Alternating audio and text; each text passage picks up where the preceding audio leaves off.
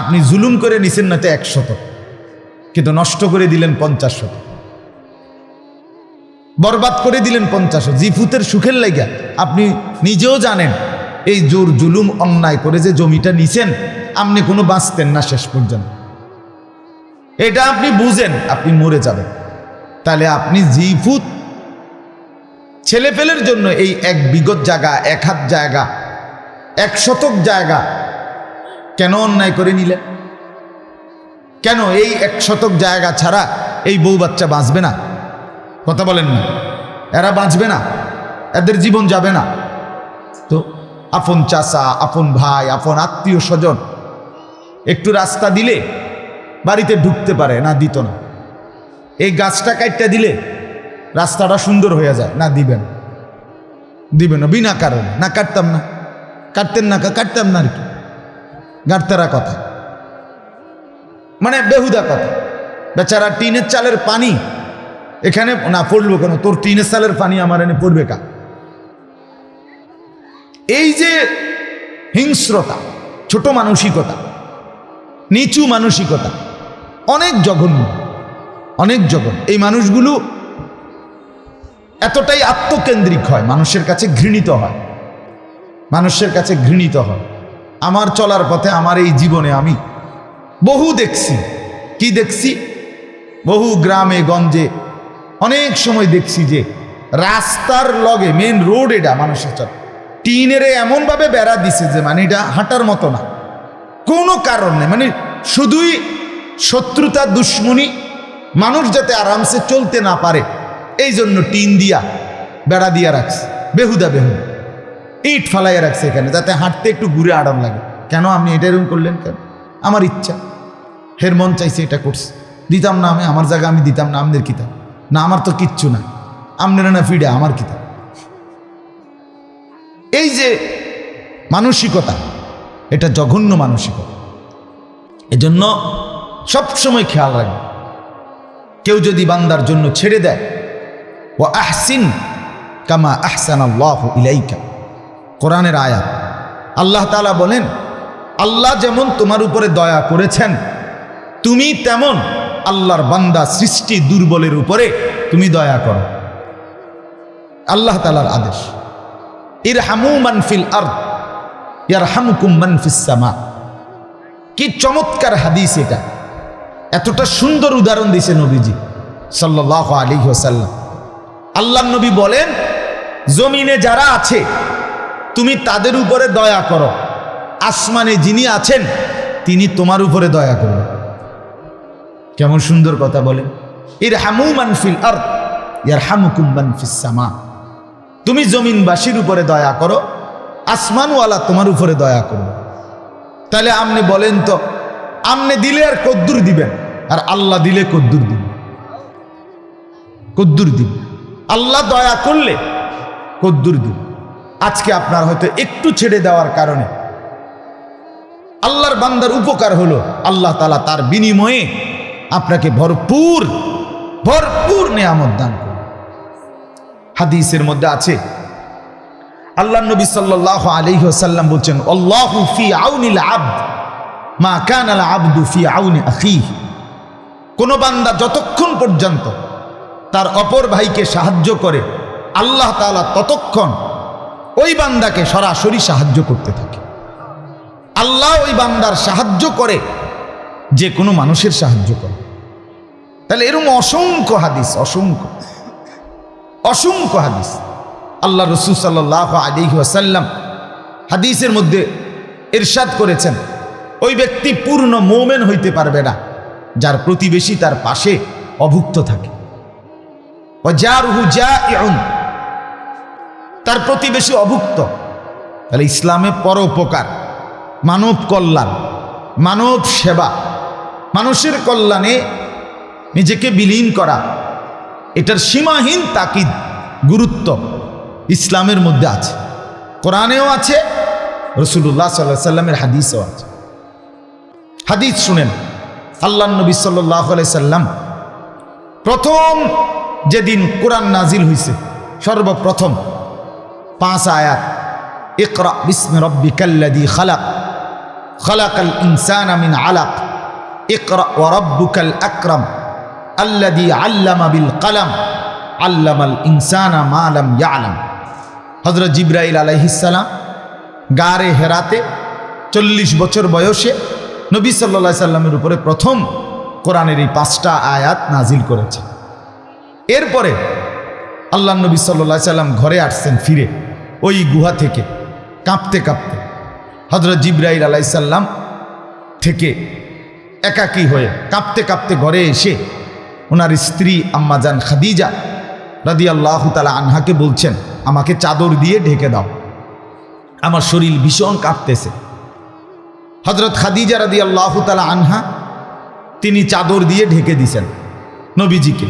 কিছুক্ষণ পরে যখন কাঁপুনি কমছে, আল্লাহ নবী সাল্লাল্লাহু আলাইহি সাল্লাম পুরা ঘটনা শুনাইছেন খাদিজাকে যে এমনি এমনি আমি গুহার মধ্যে ধ্যানরত ছিলাম, একজন আসছেন আমাকে 3 বার জড়িয়ে ধরছেন এবং কিছু পড়তে বলছেন। আমি প্রথম পারি নাই, পরে 3 বারের পরে আমি পড়ছি এই 5টা আয়াত, এই কথাগুলো। এখন আমার ভীষণ ভয় হচ্ছে, লাকাদ খাশিতু আলা নাফসি, বুখারী শরীফের রেওয়ায়াত, আমি যেন মরে যাব এরকম কষ্ট হচ্ছে আমার, এত ভারী মনে হয়েছে আমার কাছে প্রথম কোরআন নাজিল। তো তখন আমি যে কথাটা বলতে চাই, তখন হযরত খাদিজা রাদিয়াল্লাহু তাআলা আনহা নবীজি সাল্লাল্লাহু আলাইহি সাল্লামকে একটা সান্ত্বনা দিছে। সান্ত্বনা দিতে গিয়ে উনি একটা কথা বলছে, বুখারী শরীফে আছে, একবারে 2য় পৃষ্ঠায় বুখারী শরীফে।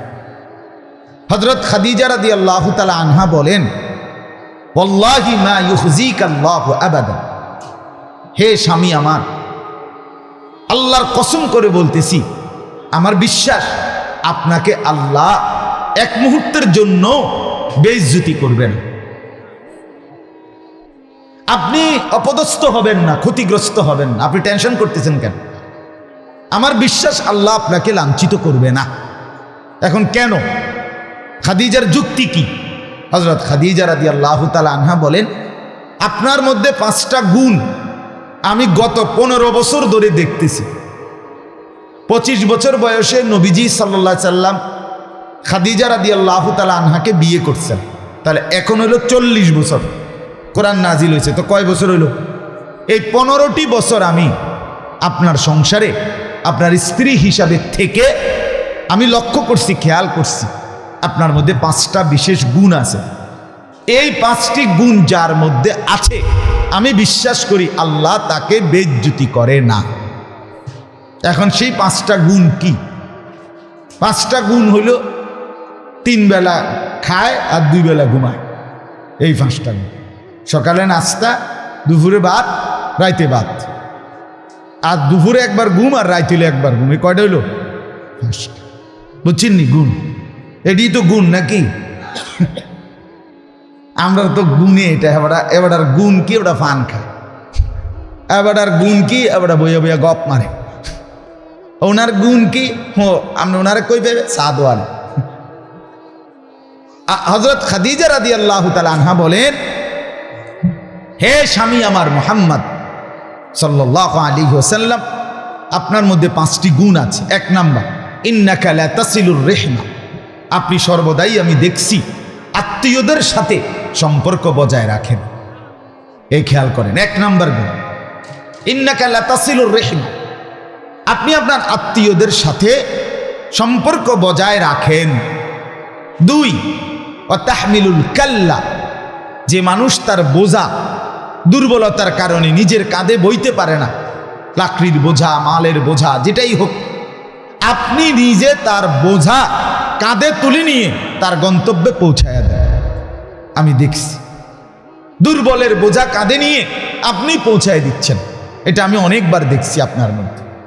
3 নাম্বার, ওয়া তাকসিবুল মাদুমা, যে মানুষটা উপার্জন করতে পারে না, নিঃস্ব, অসহায়, পঙ্গু, প্যারালাইজড, অক্ষম, অচল, বোবা, বধির, অন্ধ, যে কোনো রকমে উপার্জন করার আর কি নাই, ক্ষমতা নাই, আমি দেখছি আপনাকে গত 15 বছর আপনি সেই দুর্বল মানুষটার, অক্ষম মানুষটার জন্য নিজে কামাই করা উপার্জন করে তাকে দিয়ে দিচ্ছেন।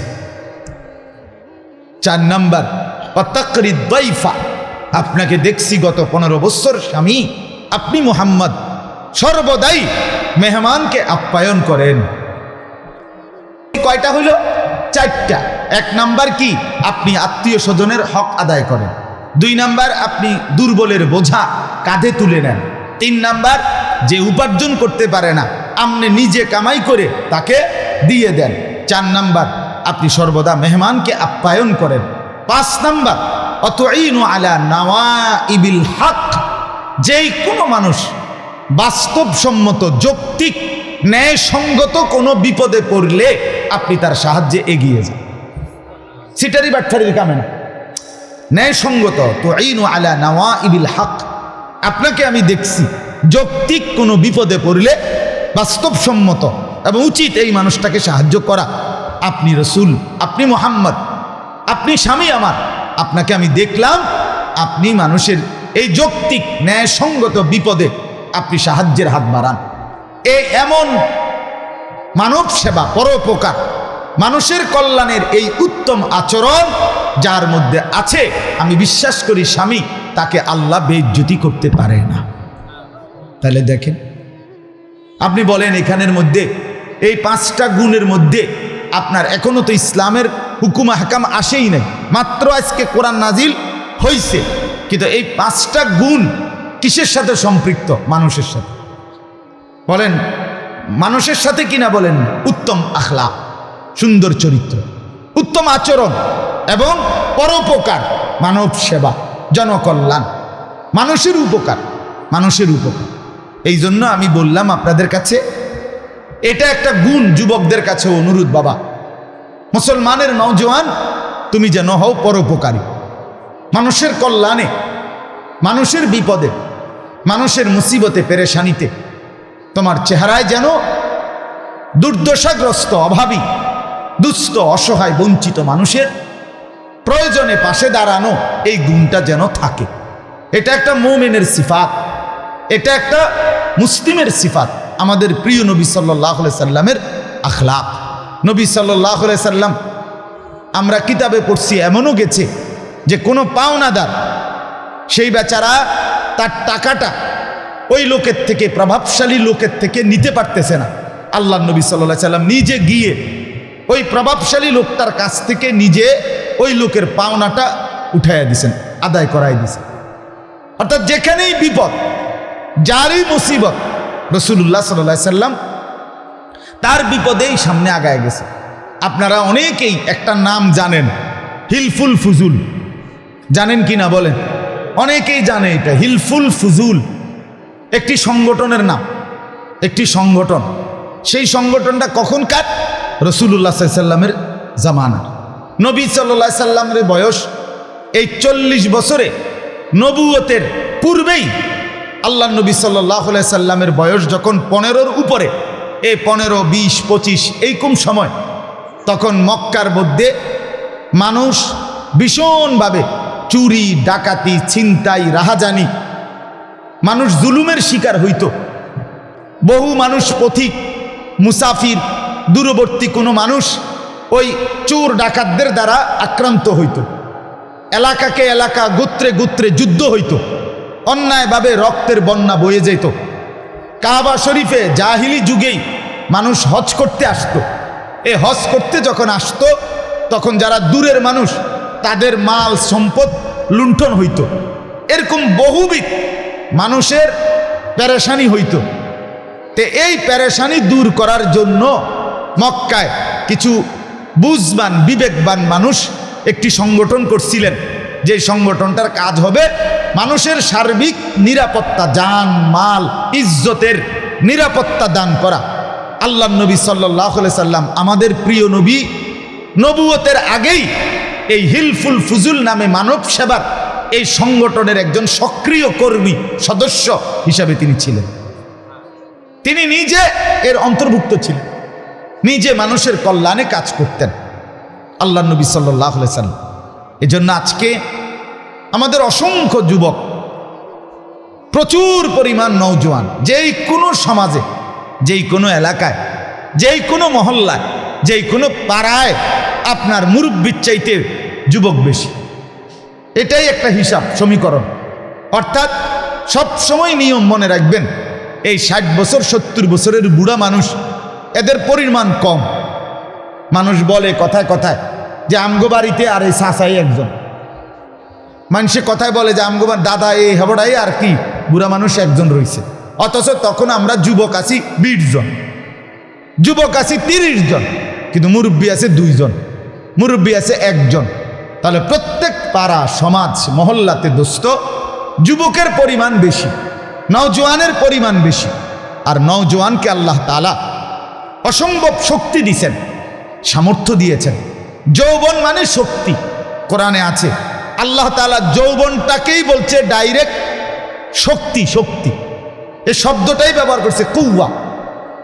কোরআনের আয়াত শুনেন, আল্লাহ তাআলা বলেন আল্লাহুল্লাযী খালাকাকুম মিন দুফ, সূরা রোমের আয়াত। আল্লাহ তাআলা বলেন আমি আল্লাহ তোমাদেরকে সৃষ্টি করেছি, মায়ের পেট থেকে বের করেছি প্রথম মিন দুফিন, দুর্বল অবস্থায়। তোমরা ছিলে একদম দুর্বল, দুর্বল। এই ছোট্ট মাসুম বাচ্চা, হাত নড়ে পাও নড়ে, ছোট ছোট দুর্বল একদম। হ্যাঁ, তা আল্লাহ তাআলা বলেন সুম্মা জাআলা মিন বাদি দুফিন কুওয়াতান, এই যে কুওয়া সরাসরি শব্দ। আল্লাহ বলেন অতঃপর সেই দুর্বল দেহে আমি আল্লাহ তাআলা ধীরে ধীরে দিতে থাকছি, পরিণত করেছি শক্তি। শক্তি কুওয়াত মানে যৌবন, মানে যৌবন। সুম্মা জাআলা মিন বাদি কুওয়াতিন দুফান ওয়া শাইবা, আল্লাহ বলে অতঃপর সেই শক্তিটাকে আবার একটা নির্দিষ্ট সময় পরে আমি আবার পুনরায় রূপান্তরিত করেছি দুর্বল এবং বৃদ্ধ অবস্থা।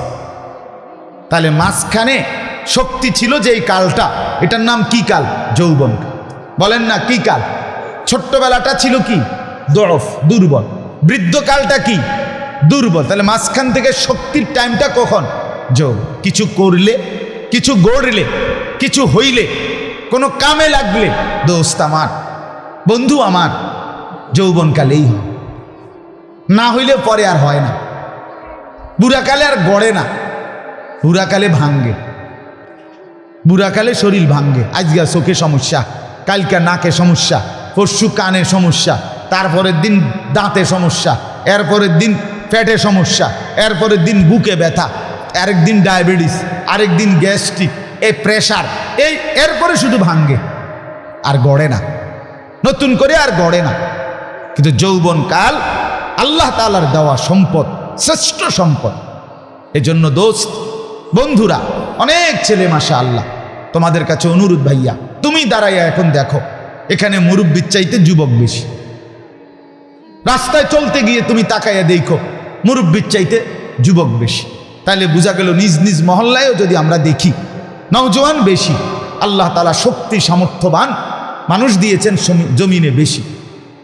আল্লাহ তাআলার এটা দান, আল্লাহর রহমত এটা। এজন্য নিজের এই যৌবনকে কদর করা, নিজের এই হায়াতকে কদর করা চাই। আমরা কিতাবে পড়ছি একটা দিন, এটাকে আপনি 3টা ভাগ করেন। সকালবেলা তখন সূর্যটা উঠে হালকাভাবে উঠতে থাকে, বিকালবেলা সূর্যটা ডুবতে থাকে, আর মাঝখানে শুধু একটা টাইম থাকে সূর্যটার খুব তেজ, প্রখর তেজ থাকে। কর্মের যত গুরুত্বপূর্ণ কাজ, মেহনত এই মাঝখানের এই রৌদ্র পুরা থাকাকালীন টাইমেই করে নিতে হয়। ঠিক কিনা বলেন না? এটাই নিয়ম। বুদ্ধিমান, বিবেকবান, পরিশ্রমের কাজ, মেহনতের কাজ, নিজের জীবন গড়ার কাজ, অথবা জমি বলেন, ক্ষেত বলেন, দোকান বলেন, চাকরি বলেন, ব্যবসা বলেন, লেনদেন বলেন, মাঝের এই রৌদ্রের প্রখর টাইমটা, এই টাইমটাতেই করতে চেষ্টা করে, এই অবসর হয়ে যায়। তাইলে বোঝা গেল আমাদের হায়াতেরও 3টা অংশ, সকাল, দুপুর আর এই বিকাল গড়িয়ে সন্ধ্যা। ঠিক দুপুরটা যেরকম তেজওয়ালা, আমাদের হায়াতের যৌবনটাও এরকম তেজওয়ালা।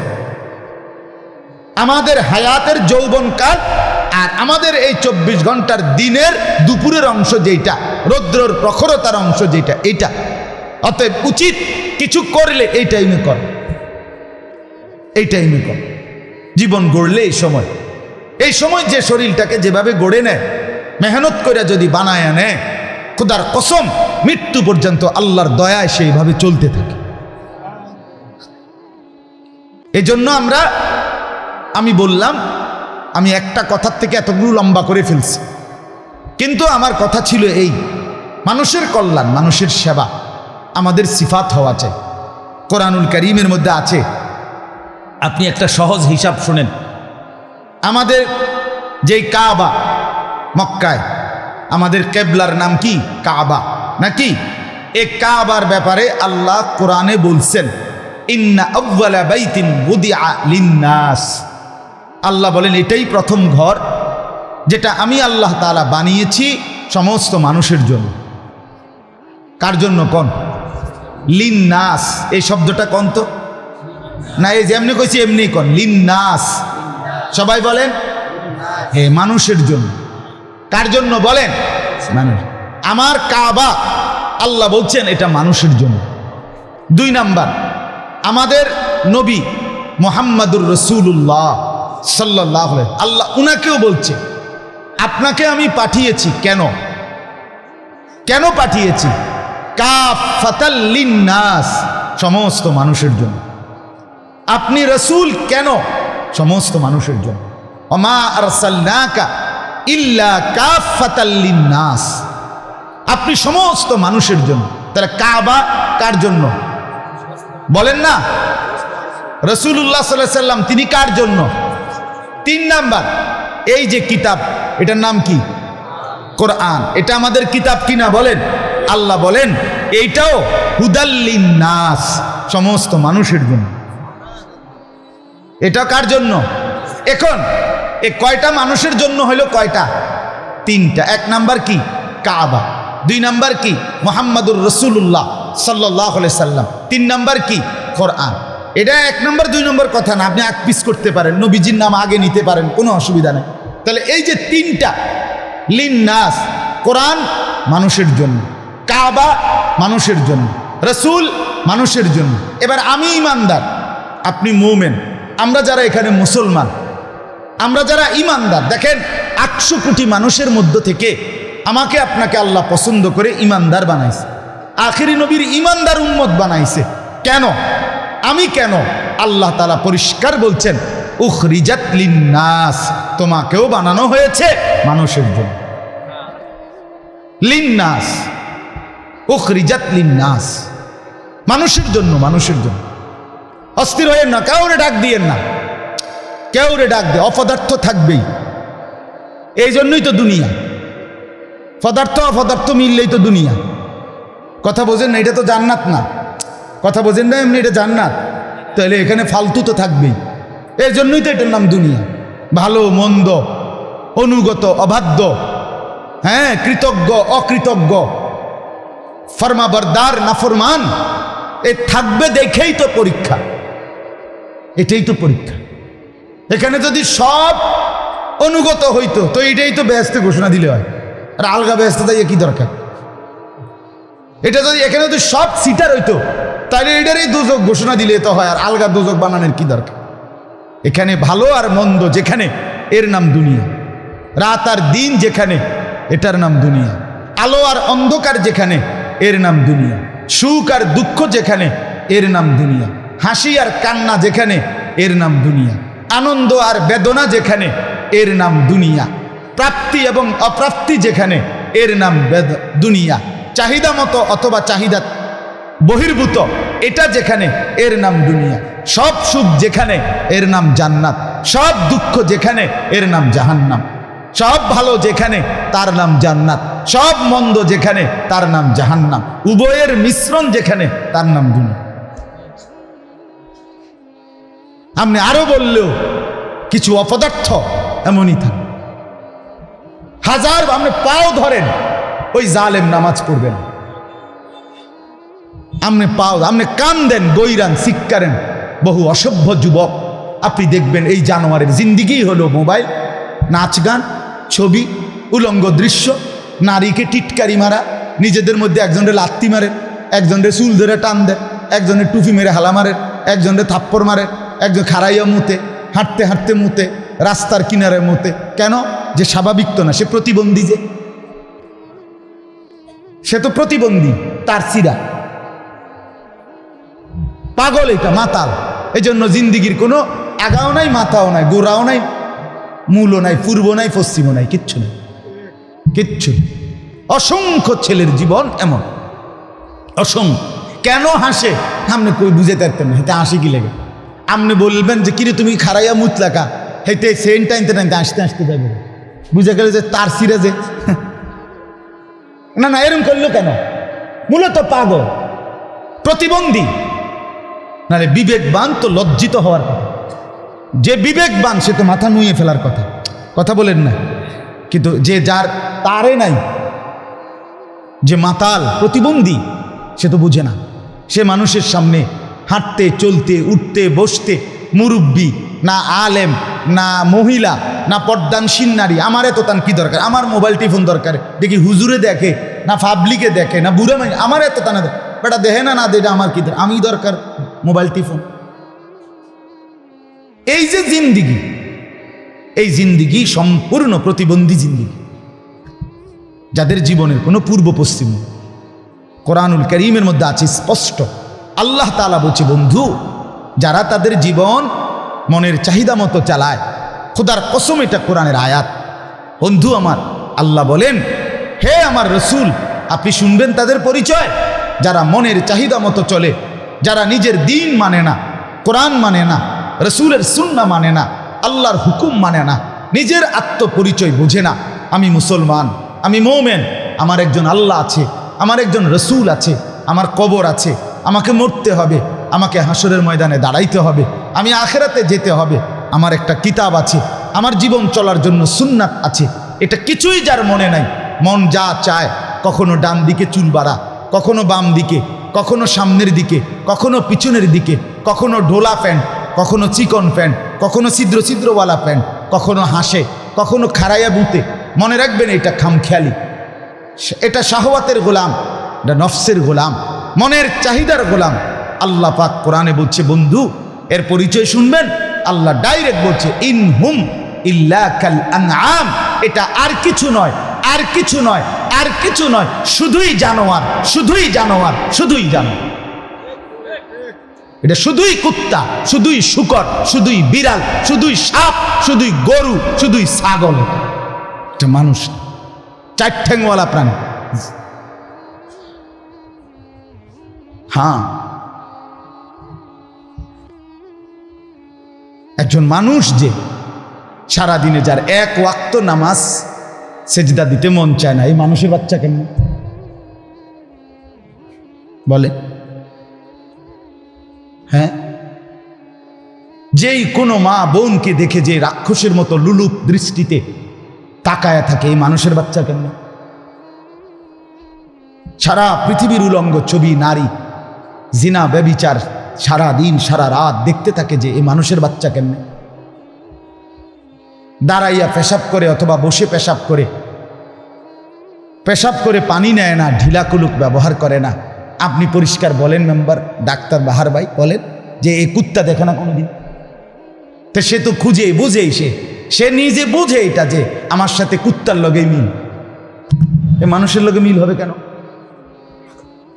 মানুষ তো পেশাব করে পানি নেয়, মানুষ তো পেশাব করে ঢিলা কুলুক করে, এজন্য সে দেখছে এটা যে কুত্তা এরকম, অতএব আমার মিল তার সাথে। এজন্য বন্ধু আমার, ছেলেরা আমার, নিজেকে চেনা অনেক বড় নিয়ামত।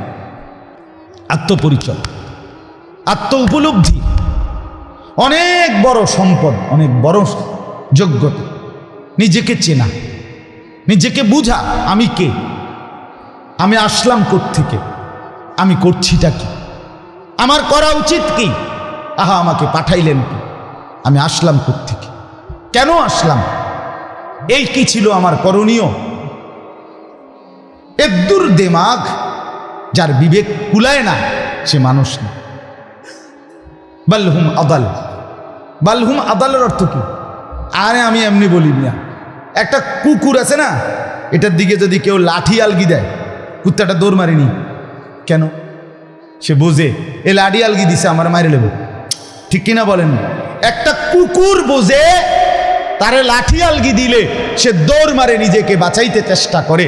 অথচ একটা পুরুষ, একটা মানুষ, একটা শক্ত সামর্থ্যবান যুবক যুবতী এদ্দুর বোঝে না যে আমার এই জিনা, ব্যভিচার, মদ, জুয়া, নর্তকীর নাচ, অশ্লীল দৃশ্য, আমার এই বেনামাজি জিন্দিগি, খামখেয়ালি জিন্দিগি, এটা আমাকে জাহান্নামের আগুনে জ্বালাবে, এদ্দুরও বোঝে না। তাহলে সে তো ওই কুত্তার চাইতো অধম। আর এটাই আল্লাহ বলছে বালহুম আদাল, সে জন্তুর চাইতো নিকৃষ্ট। মানে এদ্দুর দেমা, কুকুর বোঝে লাড়ি আলগি দিলে তারে মারে লেব, সে নিজেকে বাঁচাইতে চেষ্টা করে। আর এই অপদার্থ এটাও বোঝে না যে এই মিথ্যা, এই জিনা, এই ব্যভিচার, এই উলঙ্গ দৃশ্য, এই নারীর ছবি, এই বেনামাজি জিন্দিগি আমারে আগুনে ফেলে দিবে, আমারে জ্বালাইয়া ফেলবে। এদ্দুরও যার দিমাগে ধরে না, একদিন দুই দিন না, মাসের পর মাস, বছরের পর বছর এই জানোয়ারের চাইতে নিকৃষ্ট। এ মানুষের কাতারে তো নাই, পশুর কাতারেও এ আরো নিচে নেমে গেছে। এই জন্য ছেলেরা, তুমি আলাদা ভাবো, তুমি আরেকজনের লগে, হমান্যের লগে বুঝ করো না, তাহলে পারতা না, পারতা না। সামান্যের লগে বুঝ করো না। আমি প্রত্যেক দিন এটা বলি, এক হমান্যা মানে নিজেদের সমবয়সী, এর লগে বুঝ করে তুমি বালাই থাকতা না, হে তোমারে ভালো থাকতে দিত না। নিজেকে ভালো করতে হলে, নিজেকে চরিত্রবান বানাইতে হলে, নিজেকে উত্তম আখলাকওয়ালা বানাইতে হলে, নিজের চাইতে বড়, বয়সে অভিজ্ঞ, দিনদার, মুত্তাকি, আল্লাহওয়ালা, হক্কানি, রব্বানি কোনো আলেমে দিন, কোনো নেক মানুষ, তার সংস্পর্শে, তার কাছে নিজেকে উঠা বসা করতে হবে। তাইলে সম্ভব, তাইলে সম্ভব। বস্তুবাদের এই জামানায় চতুর্দিকে গুনার আয়োজন বেশি। আমাদের সমাজ বলেন, ঘর বলেন, পরিবার বলেন, যে ঘরে 6টা মোবাইল বড়, যে ঘরের 4টা বড় মোবাইল, সে ঘরে পূর্ণাঙ্গ 4টা সিনেমা হল। পূর্ণাঙ্গ 4টা কি সিনেমা। সে ঘরে এক রুমে ছেলে, সে উলঙ্গ ছবি দেখতেছে, ওই রুমে মেয়ে, সে সারা রাত অন্য ছেলের সাথে কথা বলতেছে, ওই রুমে স্ত্রী, এবড়ি মোবাইল টিপতেছে, ওই রুমে বেড়া, এবড়া মোবাইল টিপতেছে। তাহলে প্রত্যেকের রুমে গুনাহ আর গুনাহ। আগে তো সামনের রুমে যে টেলিভিশন ছিল, এই রুমে গুনাহ ছিল, বাকি রুমগুলো বাকি ছিল। ইবলিস বলছে না, এটা আমি বেঁচে থাকতে এটা হইতে পারে না। এই জন্য রোমকে রোম, ঘরকে ঘর, উঠতে বসতে, চলতে ফিরতে, গাড়ি ঘোড়া, অটো, সিএনজি, জীবন চলাটাকে এই মোবাইলের ভিতরে আবদ্ধ করে দিস, আবদ্ধ করে দিস। আফসুস এক জিন্দিগি, আফসুস এক জিন্দিগি। যাই হোক, আমি বলতেছিলাম জীবন গড়লে, আমার কথা ছিল এটাই, যুবক জীবন গড়লে যৌবন, যৌবনের এই সময়টা গুরুত্বপূর্ণ। কমপক্ষে 15 থেকে 40, এই 25 বছর। কোনো মানুষ স্বাভাবিকভাবে, পুরুষ ছেলেরা 14 থেকে 15 বছরের ভিতরে সাবালক হয়, তার উপরে গোসল ফরজ হয়। আর মেয়ে 13 থেকে 14-র ভিতরেই স্বাভাবিকভাবে সাবালক হয় মেয়েরা, মানে প্রাপ্তবয়স্কা হয়, তার মাসিক ঋতুস্রাব শুরু হয়। তাহলে এই সময় থেকে নিয়ে 40, এই সময়টা হলো 25 বছর, 26 বছর, এই সময়টা হলো জীবন গড়ার টাইম, জীবন সাজাবার টাইম, জীবন সুন্দর করে গড়ে তোলার টাইম। কারণ এর পরেই 40-এর পর থেকেই ভাঙতে শুরু করে। আমি আপনাদের এখানে আজকে কত বছর, মনে করেন আমারে যারা আরো 5-7 বছর আগে দেখছেন, 2023, 2006, 17 বছর, 17 বছর আমি আপনাদের এখানে আসি। এখন এই আমারে গত 5 বছর আগে এই চশমাওয়ালাই তো দেখছেন, হাবিব ভাই কি বাহার ভাই দেখছেন, আমি তাইলে আমি তো গত 3 বছর আগেও চশমা পরিনি। আমি এখন বসলে প্রতি 10-20 মিনিটের মাথাতে নড়িচড়ি, অর্থাৎ কোমরে ব্যথা করে, ভীষণ কোমরে ব্যথা করে। আলাদা একটা ফোমওয়ালা কাটা আমার আর একটা সিট আছে গাড়ির ভিতরে, এটা আলগা কিনে আনছি ঢাকার থেকে, ডাক্তারের প্রেসক্রিপশন, ওইটার মধ্যে আমাকে বসতে হয়, নাহলে আমি আরামসে বইতে পারি না, কোমরে ব্যথা করে। তো যেদিন প্রথম আমি কোমরের ডাক্তার দেখাইছি কুমিল্লা মুন হসপিটালে, তখন সেদিন আমারে ডাক্তার সাহেব প্রথম জিজ্ঞাসা করছে, হুজুর আপনার বয়স কত?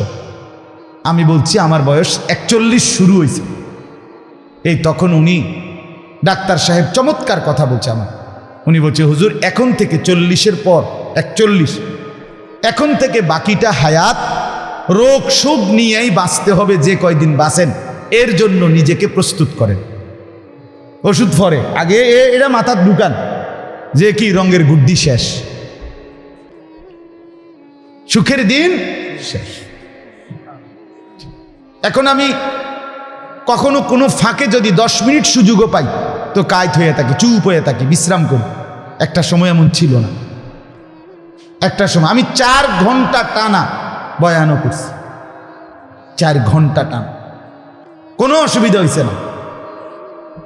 তাইলে সেই দিন আমার মনে আছে যাত্রাপুরের এক মাস্টার সাহেব কত সময় বুকে জড়াইয়া ধরে কইতে, আপনি যেইভাবে চিৎকার করেন এমনি তো স্টেজ ভেঙে যাবে। কিন্তু সেই দিন কোথায় এখন? সেই জিন্দিগি কোথায় দোস্ত? আমার জিন্দিগির সাক্ষী আমি, আমার যৌবনের সাক্ষী আমি। হায়াতের সেই সময় আর নাই বন্ধুরা আমার। তোমাদের ওই হায়াত দেখতে দেখতে ফুরায় যাবে, দেখতে দেখতে ফুরায় যাবে।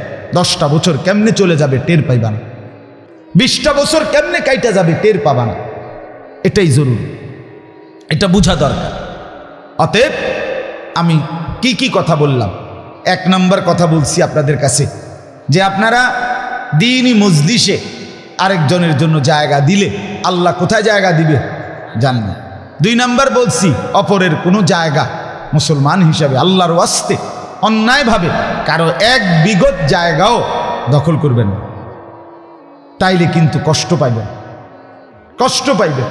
দখল করছেন 1 হাত, কিন্তু বরবাদ করে দিছেন নিজের বাকি হালাল জমি পুরাটা। 1 বালতি ছিল দুধ, কিন্তু ফেসাবের ফোঁটা ফুটছে 1 ফোঁটা, পুরা বালতি শেষ। এটা করবেন না, এমন অন্যায় করবেন না। আর কি বললাম?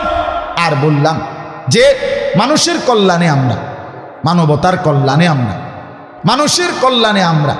অতএব আর এই কল্যাণ করার, জীবন গঠন করার, পরোপকারের সবচেয়ে উত্তম টাইম হলো যৌবন।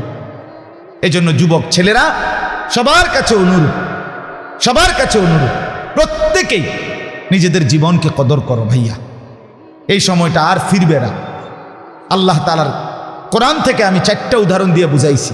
আমার কাবা মানুষের জন্য, আমার কোরআন মানুষের জন্য, আমার রসুল মুহাম্মদ সাল্লাল্লাহু আলাইহি ওয়াসাল্লাম কার জন্য? আমি আনিস, আপনি আব্দুস সবুর, আপনি ডাক্তার বাহার, আমরা সব মোমেন, আমরা মানুষের জন্য। এরকম নতুন নতুন ইসলামিক ভিডিও পেতে আমাদের চ্যানেলটি সাবস্ক্রাইব করে আমাদের পাশে থাকুন। ধন্যবাদ।